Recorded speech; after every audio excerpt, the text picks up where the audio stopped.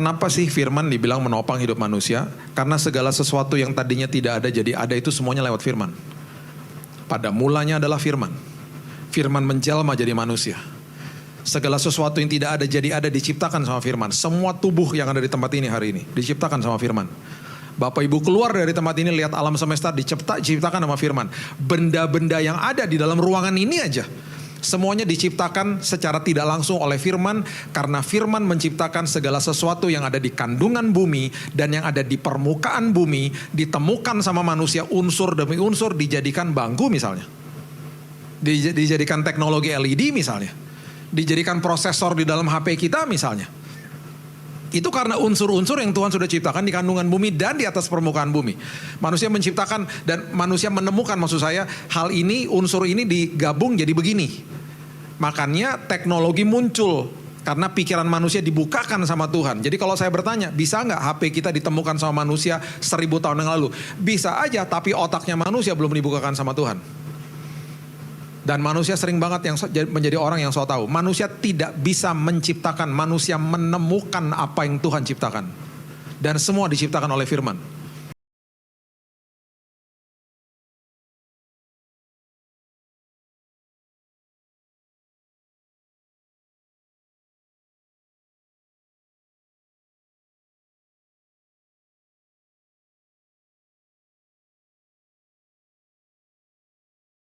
Dan kami sadar bahwa tubuh kami adalah bait-Mu.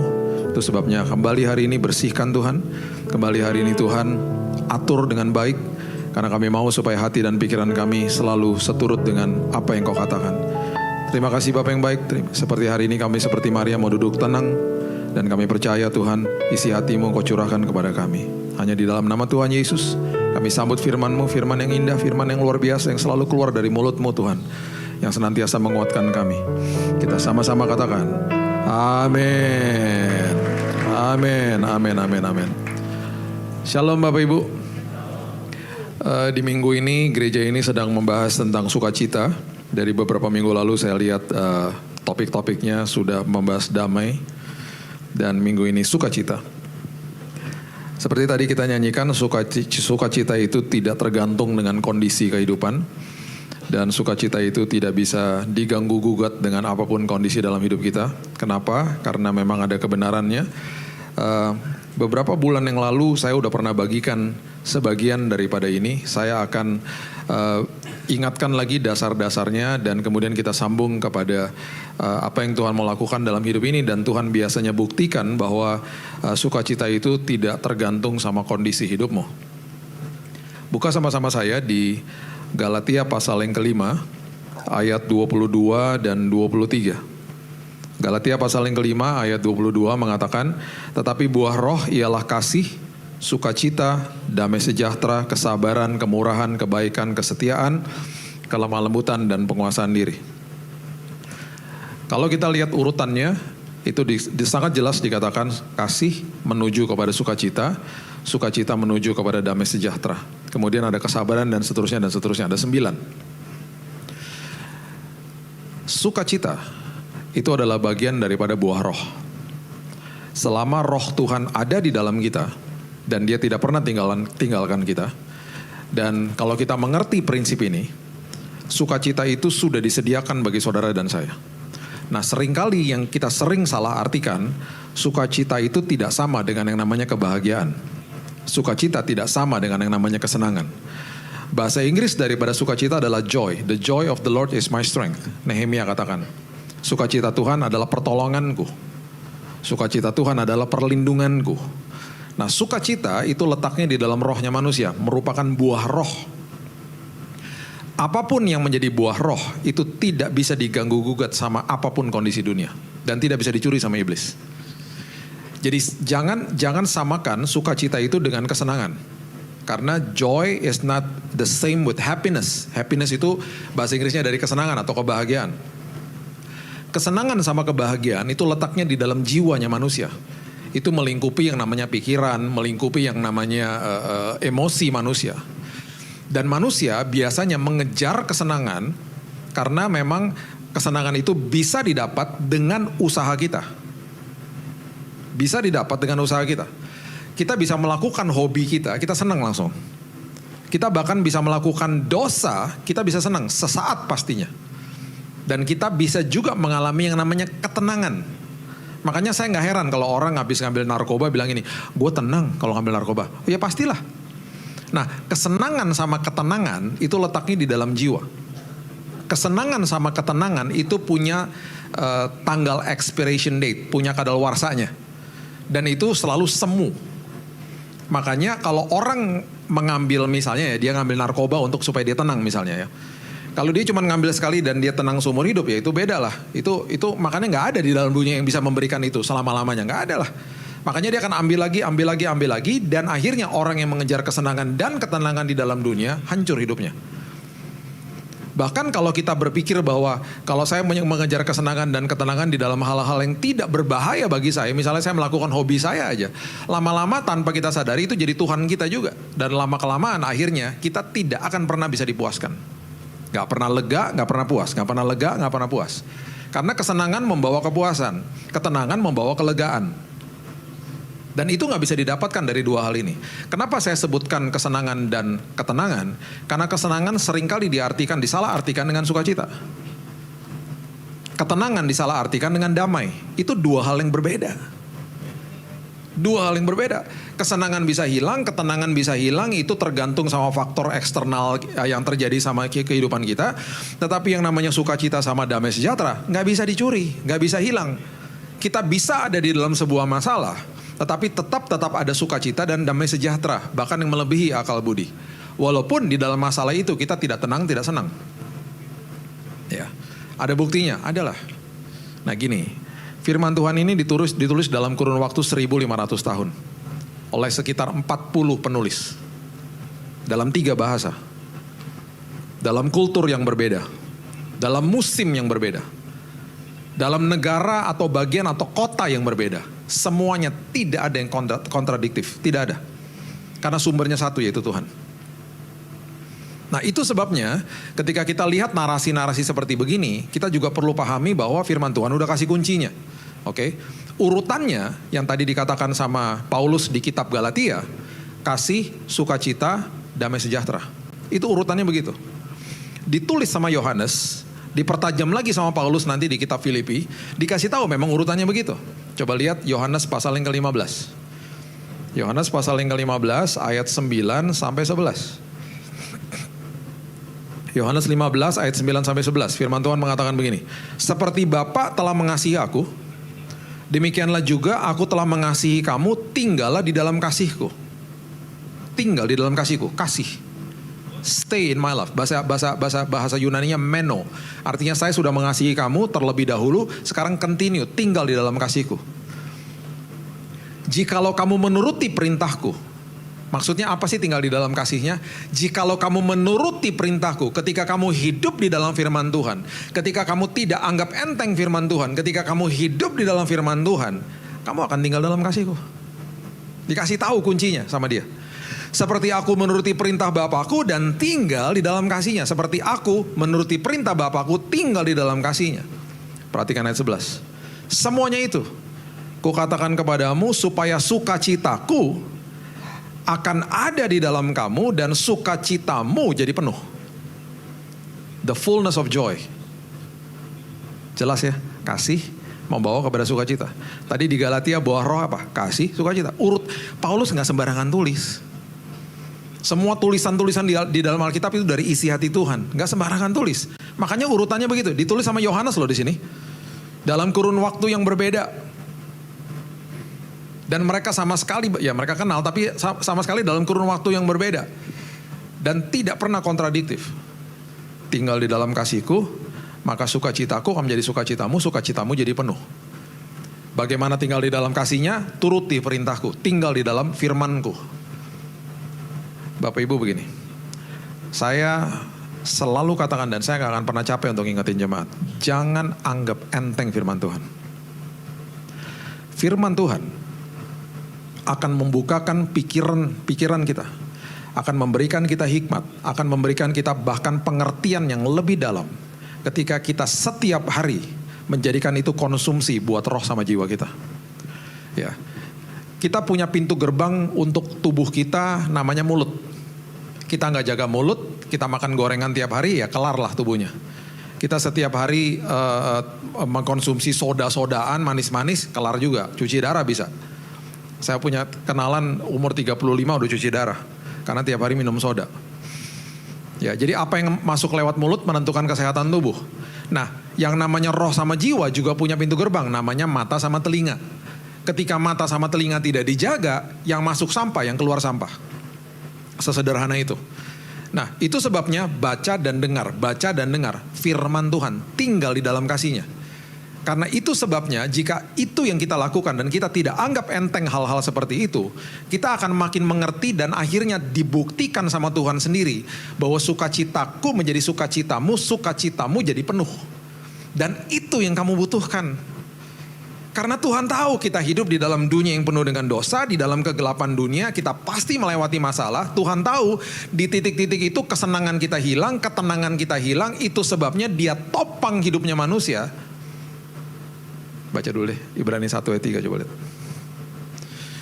Ntar dipikirnya kata saya lagi. Ibrani 1 ayat 3 ya, coba lihat ya. Ibrani 1 ayat yang ketiga mengatakan begini. Ia adalah cahaya kemuliaan Allah dan gambar wujud Allah. Dan menopang segala yang ada dengan firman-Nya. Dia menopang segala yang ada dengan firman-Nya yang penuh kekuasaan.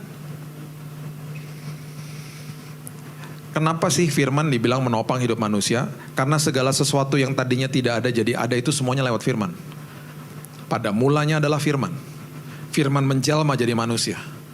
Segala sesuatu yang tidak ada jadi ada diciptakan sama firman. Semua tubuh yang ada di tempat ini hari ini diciptakan sama firman.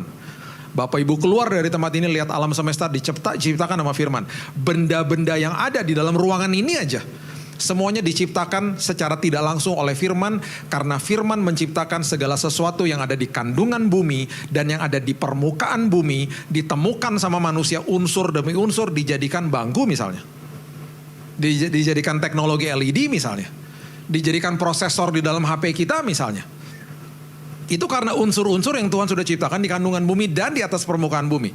Manusia menciptakan dan manusia menemukan, maksud saya, hal ini, unsur ini digabung jadi begini. Makanya teknologi muncul karena pikiran manusia dibukakan sama Tuhan. Jadi kalau saya bertanya, bisa nggak HP kita ditemukan sama manusia 1000 tahun yang lalu? Bisa aja, tapi otaknya manusia belum dibukakan sama Tuhan. Dan manusia sering banget yang menjadi orang yang so tahu. Manusia tidak bisa menciptakan, manusia menemukan apa yang Tuhan ciptakan. Dan semua diciptakan oleh firman. Jadi itu sebabnya teknologi akan berkembang berdasarkan referensi daripada generasi sebelumnya toh. Makanya terjadi upgrade. Itu manusia yang penuh dengan keterbatasan. Salah satu dari sel kita rusak aja. Hidup kita gak bisa ditopang udah. Bisa lumpuh lah, bisa kejadiannya tiba-tiba lah. Teman saya yang rajin nge-gym dan lain sebagainya. Dalam sekejap, dalam hitungan 1 hari tiba-tiba. Ada yang rusak, ada yang tear, ada yang robek misalnya. Udah gak bisa ngapa-ngapain. Dalam 1 hari bisa di kursi roda, dalam 1 hari bisa pincang, dalam 1 hari bisa operasi bahkan tiba-tiba. Itu begitu rentannya hidup. Makanya kita setiap hari jangan anggap enteng firman Tuhan. Jangan keluar dari rumahmu sebelum breakfast. Sebelum makan pagi buat roh sama jiwa. Saya mending keluar rumah. Saya gak mau keluar kamar sebelum saya saat teduh. Karena saya tahu di hari ini saya akan diperhadapkan dengan banyak keputusan. Dan saya mau ketika saya mengambil keputusan berdasarkan firman. Dan ketika malam hari sebelum tidur, pastikan mesbah keluarga. Wahai semua para bapak yang ada di tempat ini, engkau adalah imam di keluargamu. Mesbah keluarga lah nanti malam. Jadikan itu budaya, karena itu warisan yang paling hebat engkau bisa berikan kepada anak-anakmu. Engkau mau kasih anakmu harta, jabatan, status, ketenaran, uang. Engkau bisa memberikan itu kepada anak-anakmu. Ketika tidak ada yang nopang, hancur Bapak Ibu. Hancur. Udah jelas firman Tuhan katakan, firman menopang hidupnya manusia. Bahkan sebaliknya, engkau memberikan hanya sedikit saja dari harta, jabatan, status kepada anak-anakmu karena keterbatasanmu. Ketika ditopang jadi firman sama anak-anakmu, jadi besar nantinya. Itu warisan yang paling luar biasa. Saya dari anak-anak kecil, mesbah keluarga kami di rumah, itu bukan cuma duduk, kamu doa, 5 menit selesai. Nggak ada kayak begitu. Kelompok sel, kalau di sini kenal dengan cool toh. kelompok sel kita malam-malam. Bisa sejam. Besok kamu yang bawa firman ya, besok kamu, mereka renungan. Terus kita diskusi, terus kita perjamuan kudus, terus kita ngebahas hidupnya mereka. Itu berbagi kehidupan di situ. Dan udah biasa, sekarang anak saya pertama jauh dari saya. Anak saya jauh Pak, nggak ada alasan. Ada bisa video call kok. Anak saya tinggal 12 jam bedanya sama saya. Jadi kalau saya telepon dia malam-malam, dia baru bangun pagi-pagi. Tapi jadikan budaya. Di situ terjadi hal-hal luar biasa di dalam keluargamu. Mulai harimu dengan saat teduh. Tutup harimu dengan mesbah keluarga. Lihat hidupmu pasti berubah. Jangan anggap enteng firman Tuhan. Itu makanan buat roh sama jiwamu. Engkau anggap enteng apa yang kau makan buat tubuhmu, sakit kita. Kita makan gorengan sakit pasti tiap hari. Kalau kita makan itu tiap hari, sakit. Ada trans fat namanya. Kita konsumsi dengan mata sama telinga sesuatu yang bukan firman dan kita jadikan itu prioritas dalam hidup kita. Ya udah, jangan salahin Tuhan ketika nanti di dalam tekanan kita mengambil keputusan yang salah. Firman yang menopang hidupnya manusia. Sekarang perhatikan Filipi pasal yang keempat, ayat 4 sampai 7. Filipi pasal yang keempat, ayat 4 sampai 7. Firman Tuhan berbunyi begini. Bersukacitalah. Tadi kasih membawa kepada sukacita toh. Disambung lagi sama Paulus di kitab Filipi. Di sebuah jemaat yang berbeda, di sebuah tempat yang berbeda, dia tulis lagi. Bersukacitalah senantiasa dalam Tuhan, sekali lagi kukatakan bersukacitalah. Dia mulai dengan sukacita.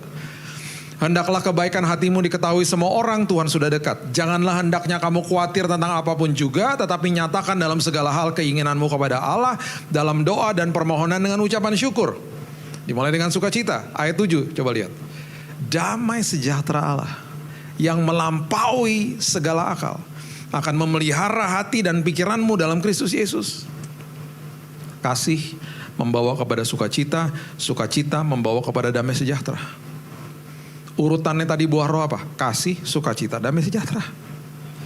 Lihat betapa dahsyatnya firman Tuhan yang ada di Alkitab kita. Dan itu urutannya begitu. Terus kemudian pertanyaan berikutnya, siapa yang numbuhin buah kebenaran Pak? Upaya apa saya bisa lakukan? Gak bisa pakai usaha kita. Tugas kita cuma satu, tinggal di dalam firman-Nya. Turuti firman-Nya. Itu berarti kita tinggal di dalam kasih-Nya. Berarti itu diterjemahkan nanti akan terjadi yang namanya sukacita dan damai sejahtera. Yang menumbuhkan buah roh, yang menumbuhkan buah kebenaran. Tuhan. Makanya saya katakan tadi kan, kita bisa pakai usaha sama upaya untuk mengejar kesenangan sama ketenangan. Bisa hilang kapan aja. Damai sejahtera dan sukacita itu gak bisa hilang. Yang tumbuhin siapa? Coba lihat ini. Baca sama-sama 2 Korintus 9 ayat 10. 2 Korintus 9 ayat 10. Ia yang menyediakan benih bagi penabur dan roti untuk dimakan. Ia juga akan menyediakan benih bagi kamu, melipat gandakannya, perhatikan ini, dan menumbuhkan buah-buah kebenaranmu. Siapa yang lakukan? Tuhan. Tugas kita cuma satu, tinggal di dalam firman-Nya, tinggal di dalam kasih-Nya. That's it. Akan timbul buah. Makanya orang yang menghidupi firman, buahnya itu akan keluar dengan sendirinya tanpa usahanya dia. Karena jadi buah lah akhirnya. Karena akarnya udah benar. Dan buah dinikmati sama orang lain. Nah ketika kita masuk ke dalam kondisi-kondisi yang tidak enak, ketenangan tidak ada, kesenangan tidak ada, yang menopang kita adalah sukacita dan damai sejahtera. Makanya lagu yang barusan kita nyanyikan, sukacita kita tidak tergantung sama kondisi hidup kita. Kesenangan saya tergantung sama kondisi hidup saya, tetapi sukacita saya tidak tergantung sama kondisi hidup saya. Itu perbedaannya. Nah sekarang gini, sesekali Tuhan akan bawa kita, roh Tuhan akan bawa kita ke tempat-tempat di mana kita gak mau pergi. Dan disitulah terjadilah yang namanya ajang sekolah kehidupan. Tuhan lagi ngajari kita, Tuhan lagi ngajari supaya kemuliaannya dinyatakan. Dan disitulah tempat-tempat di mana ketika kesenangan gak ada, ketenangan gak ada, dia terus topang dengan firman-Nya. Yang di dalamnya ada buah roh, yang di dalamnya ada sukacita, yang di dalamnya ada damai sejahtera. Itu dibutuhkan di momen-momen seperti itu. Yeskel 37 ayat pertama, coba lihat. Ini sebuah visi yang Tuhan berikan kepada Yeskel dan dia dibawa ke tempat yang betul-betul saya juga kalau baca horor banget gitu ya. Dikatakan begini, lalu kekuasaan Tuhan meliputi aku dan ia membawa aku keluar dengan perantaraan rohnya. Dan menempatkan aku di tengah-tengah lembah dan lembah ini penuh dengan tulang-tulang. Tuhan lewat rohnya membawa Yehezkiel ke lembah tulang-tulang kering. Ayat 2 dikatakan, ia membawa aku melihat tulang-tulang itu berkeliling-keliling dan sungguh amat sangat bertaburan di lembah itu. Lihat tulang-tulang itu amat kering, horor banget. Ini berarti lembah di mana orang udah banyak yang mati, prajurit-prajurit yang jumlahnya ribuan, tulangnya ada kemungkinan jumlahnya jutaan di situ. Dan ini bekas orang-orang tewas gara-gara sebuah pertempuran yang besar. Lalu ia berfirman kepadaku, hai anak manusia, dapatkah tulang-tulang ini dihidupkan kembali? Aku menjawab, ya Tuhan Allah, Engkaulah yang mengetahui. Lalu firmannya kepadaku, bernubuatlah mengenai tulang-tulang ini. Katakanlah kepadanya, hai tulang-tulang yang kering, dengarlah firman Tuhan. Katakan kepada apa yang kering dalam hidupmu, dengarlah firman Tuhan, hidupi firman Tuhan. Engkau akan tinggal dalam kasihku, engkau akan sadar aku sangat mengasihimu. Beginilah firman Tuhan, Allah kepada tulang-tulang ini. Aku memberi nafas hidup di dalammu supaya kamu hidup kembali. Aku akan memberi urat-urat padamu dan menumbuhkan daging padamu. Aku akan menutupi kamu dengan kulit dan memberikan kamu nafas hidup supaya kamu hidup kembali dan kamu akan mengetahui bahwa akulah Tuhan. Lalu aku bernubuat seperti diperintahkan kepadaku, dan segera sesudah aku bernubuat kedengaranlah suara, sungguh suatu suara berderak-derak, dan tulang-tulang itu bertemu satu sama yang lain. Tulang-tulang yang sudah berserakan diperintahkan di atas firman. Itu yang membuktikan firman itu menopang hidupnya manusia segitu dahsyatnya. Tiba-tiba timbul urat, timbul yang namanya daging, timbul yang namanya kulit. Sedang aku mengamat-ngamatinya, ayat 8. Lihat urat-urat ada, daging tumbuh padanya, kemudian kulit menutupinya, tetapi mereka belum bernafas. Dan kemudian Tuhan menyuruh Yehezkiel untuk mengembuskan, memerintahkan nafas ke dalam tubuh-tubuh yang sudah terbentuk ini. Di ayat yang ke-10 dikatakan, lalu aku bernubuat seperti diperintahkannya kepadaku, dan nafas hidup itu masuk ke dalam mereka. Sehingga mereka hidup kembali, mereka menjejakkan kakinya suatu tentara yang sangat besar. Dari tulang-tulang, hidup menjadi barisan tentara yang sangat besar. Semuanya cuma karena firman. Tuhan lagi buktikan di sebuah lembah yang kita gak mau pergi. Bahkan kita gak mau di tempat-tempat tertentu. Dimana ketika dia pimpin kita. Makanya pimpinannya Tuhan itu selalu ada di dalam jalan-jalan yang juga kita gak mau pergi. Tapi itu pelatihan-pelatihan rohani, sekolah kehidupan terjadinya di situ. Ketika ketenangan gak ada, ketika kesenangan gak ada, dia lagi bilang sama kita, damai sejahtera, sukacita yang ada di dalam hidupmu akan menopang engkau. Karena kamu tinggal di dalam firmanku. Aku yang menumbuhkan buah kebenaran biar dunia tahu kemuliaanku terjadi atas hidupmu. Di dalam kamar rumah sakit, ketika saya kena kanker darah, teman-teman saya kalau masuk bilang begini, kok lu ada harapan sih? Kok lu ngomongnya positif sih? Saya bilang gini, ini semuanya karena lu lagi menikmati buah daripada pohon kehidupan. Yang nikmati buah kan orang lain. Lu lagi menikmati buah yang namanya sukacita sama damai sejahtera. Bukan karena kuat dan gagah gue lah, saya bilang gitu. Ini semuanya karena sederhana, gue cuma tinggal di dalam firman-Nya, that's it. Lu lagi menikmati hari ini lu masuk ke sini. Itu aja, itu yang saya katakan kepada teman-teman saya yang datang ke kamar saya. Di tanggal 11 Januari, mungkin Bapak Ibu udah pernah dengar sedikit lah dari kesaksian saya. Tanggal 11 Januari ada seorang dokter namanya Dr. Grace masuk ke kamar saya sebelum saya di kemo. By the way, kalau ada yang belum tahu, saya kena kanker darah di 2019. Dr. Grace masuk ke dalam kamar, dia membacakan prosesi pengobatan atau prosedur pengobatan yang terjadi besok. Selama dia kasih tahu, dia menahan nangis berkali-kali. Karena dia juga harus bacakan karena kami harus tahu. Pak, mohon maaf, ini hasil tesnya. Darah Bapak 85% kanker semua. Mohon maaf Pak, menurut medis, usia Bapak tinggal 3 bulan. Itu sebabnya besok Bapak akan dimasukin ke dalam ruang operasi, Bapak akan dibolongin dadanya 3 lubang. Besok tanggal 12 Januari, dan itu adalah hari ulang tahun saya. Saya bukan kasih kode ya. Ntar lagi ulang tahun nih soalnya. Jadi bisa bayangin tuh, hari ulang tahun saya, itu hari pertama kemo. 3 lubang ini Bapak akan dimasukin secara simultaneously, secara bersamaan. Kemo, transfusi darah, antibiotik. Karena Bapak akan kelojotan, makanya ada antibiotik. Pak, besok suster akan masuk ke kamar pakai baju APD, Bapak jangan kaget. Ada tanda nuklir, bukan nuklir Pak. Bapak besok hati-hati jangan banyak gerak, dia bilang gitu. Suster akan kasih tahu prosedurnya. Terus dia ngomong, Pak, besok jangan sampai cairan daripada kemo yang di dalam kantong itu tumpah. Atau netes saja, karena sangat berbahaya Pak. Kalau sampai netes jatuh ke tangannya suster atau jatuh ke kulit Bapak, kulitnya Bapak melepuh. Terus dia mulai diem, dia tahan nangis. Dia ngomong gini, mohon maaf Pak, 3,5 liter dari cairan itu akan diinjeksi ke tubuh Bapak non-stop 1 minggu. Saya udah mulai ketakutan di situ. Terus dia teruskan, kalau saya tadi kasih analogi 1 tetes melepuhkan kulit, berarti 3,5 liter akan melepuhkan organ-organ di dalam tubuh Bapak. Setelah 1 minggu, Bapak akan kelojotan, Bapak akan panasnya 41 derajat, leukosit darah putih Bapak akan menginjakan titik 0, Bapak akan kena sepsis shock, infeksi akut, Bapak akan kelojotan, Bapak akan ditarik masuk ke dalam ICU, Bapak akan koma, Bapak pakai ventilator, Bapak mati Pak. Terus saya bilang gini, ngapain diobatin? Dia bilang, Pak ini hanya untuk memperpanjang usia Bapak jadi 6 bulan karena 70% dari pengobatan ini gagal total. Terus dia mulai tahan nangis. I'm so sorry. Terus dia kasih form. Dia bilang, please sign it. Saya harus kasih tahu ini dan please tanda tangan. Dia bilang gitu. Ini kejadian di Singapore General Hospital. Istri saya tanda tangan, saya tanda tangan. Ini gunanya supaya kalau saya mati, istri tidak akan tuntut rumah sakit. Dikasih tahu duluan. Mati nih suami lu. Udah dia keluar. Dia salamin tangan istri saya, dia salamin tangan saya, dia keluar.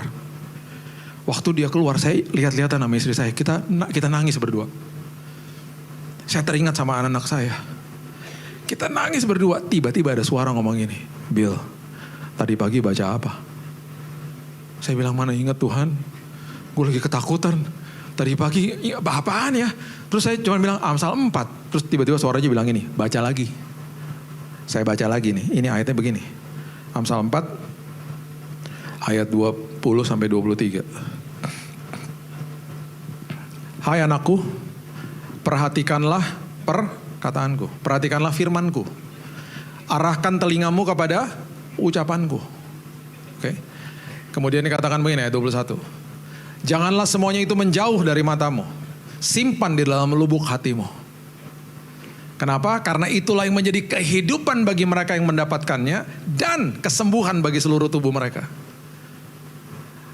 Jagalah hatimu dengan segala kewaspadaan, karena dari situlah terpancar kehidupan. Saya baca ulang kan? Wow.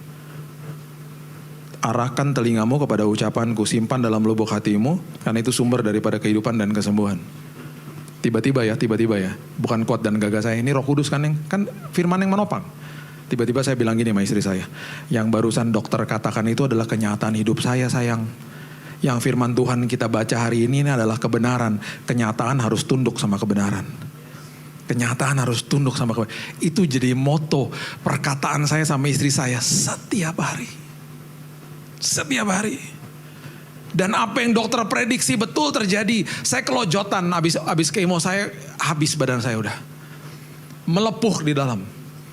Sebelum ada COVID, ketika di ronsen paru-paru putih, saya udah paru-paru putih duluan di situ. Habis sudah. Kelojotan, leukositnya 0. Mata udah putih ke belakang, pingsan, panas 41 derajat. Dokter udah pasang alat, dia mau tarik tempat tidurnya ke ICU.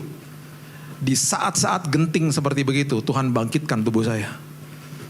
Dan yang saya katakan di pertama pasti begini, mau makan, mau minum, mau makan, mau minum. Panasnya turun, 37, gak jadi masuk ICU. Berkali-kali terjadi, gak pernah masuk ICU. Dan itu terjadi berulang kali dan kondisinya makin mengerikan. Saya tutup sama ini, coba lihat. Matius pasal yang keempat. Ayat yang pertama. Matius pasal yang keempat, ayat yang pertama. Firman Tuhan berbunyi begini. Maka Yesus dibawa oleh Roh kemana? Padang gurun untuk dicobai sama iblis. Yesus dituntun sama Roh Kudus sendiri. Kemana? Padang gurun. Mau kita ke padang? Nggak mau lah. Yehezkiel dituntun ke lembah tulang-tulang kering. Yesus dituntun ke padang gurun. Dan Lukas pasal yang ketiga ayat yang kedua mengatakan begini. Dengan jelas Lukas pasal yang ketiga ayat yang kedua mengatakan begini. Pada waktu Hanas dan Kayafas menjadi imam besar, datanglah firman Allah kepada Yohanes anak Sakaria di padang gurun. Jadi ayat ini mengatakan bahwa firman Tuhan gak datang kepada imam besar di bait Allah. Firman Tuhan datang kepada Yohanes Pembaptis di padang gurun. Kenapa? Ketika engkau sedang ada di dalam padang gurun. Ketika saudara dan saya sedang ada di dalam sebuah masalah, suara Tuhan makin jelas di situ. Karena kita makin in desperation mood. Kita udah gak ada, seperti seolah-olah udah gak ada pertolongan. Di situ suara Tuhan makin jelas.